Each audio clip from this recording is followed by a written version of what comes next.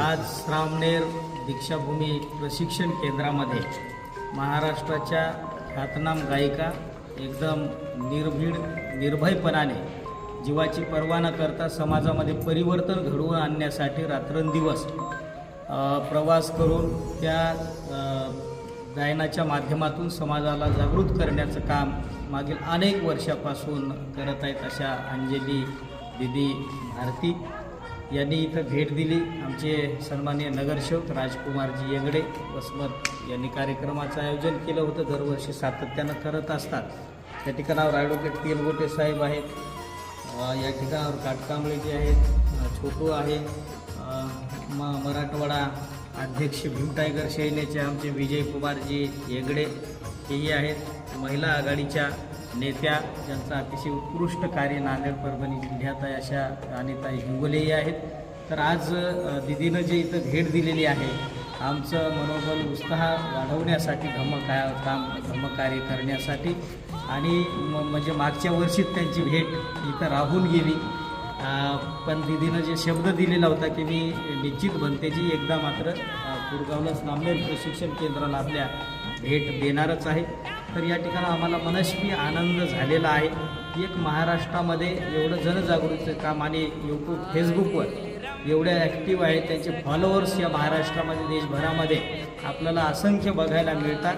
बाबासाहेब आंबेडकरांची परिवर्तनाची लढाई भीमबुद्धगीत गायनाच्या माध्यमातून प्रबोधनात्मक ती चळवळ चालवतात. याचा आम्हाला गर्व अभिमान आहे. मागच्या टायमावर मध्ये त्यांना म्हणजे बऱ्याचशा काही अडचणींना तोंड द्यावं लागलं आणि जे सत्य आहे ते सत्य मांडण्याचा प्रयत्न त्या कधीच म्हणजे मांडण्यासाठी मागे पुढचा विचार करत नाहीत. स्वतःच्या जीवाची पर्वा करत नाहीत. एक निर्भीड भीमाची वाघीण, नागपूरची नागिन म्हणून त्या महाराष्ट्र आणि देशाला परिचित आहेत.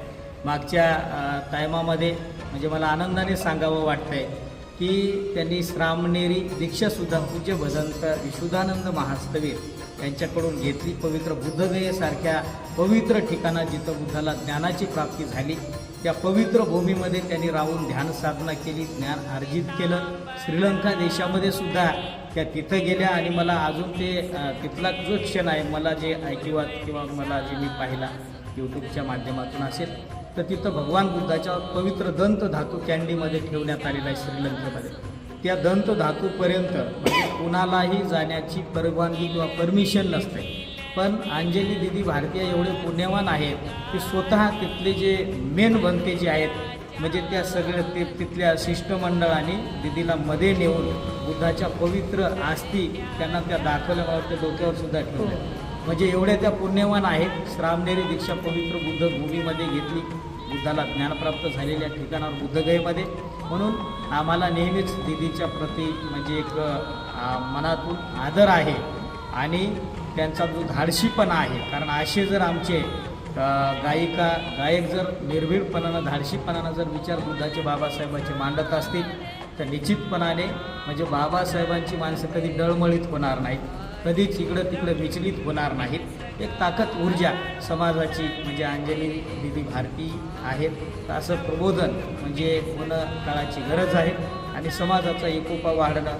आपल्या इतर धर्माबाबतीमध्ये आपल्याला काही टीका टिप्पणी करायच्या नाहीत, करायच्याही नसतात, आपला उद्देशही तो नसतो. पण जी घाण आहे ती घाण मात्र काढली पाहिजे. जी अंधश्रद्धा आहे त्या अंधश्रद्धेवर कडाडून हल्ला केला पाहिजे, समाजाला सुदने बनवलं पाहिजे. तर हे एक ध्यास मनाशी बाळगून अंजली दीदी भारती काम करतात. आमचे राजकुमारजी येंगडे, विजयजी, तेलगोटे साहेब ही सर्व टीम, छोटू आहेत वसमतचे, फारसे धम्मसेवक आहेत ते. हिंगोली यायचे काम म्हणजे केल्याप्रमाणे खूप अतिशय उत्कृष्ट आहे नांदेड परभणी जिल्ह्यामध्ये, हिंगोली जिल्ह्यात. तर काटकांबळेजी आहेत, सर्व उपस्थित झालात. दिदीसोबतचं शिष्टमंडळ इथं आहेच, त्यांचे सहकारी. मी दिदीचं पुढील भावी जीवन सुख समृद्धीची यशाचं जावाशी मंगलकामना व्यक्त करतो.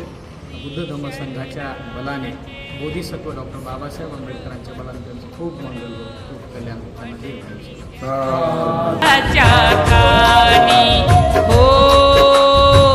पडती जगाच्या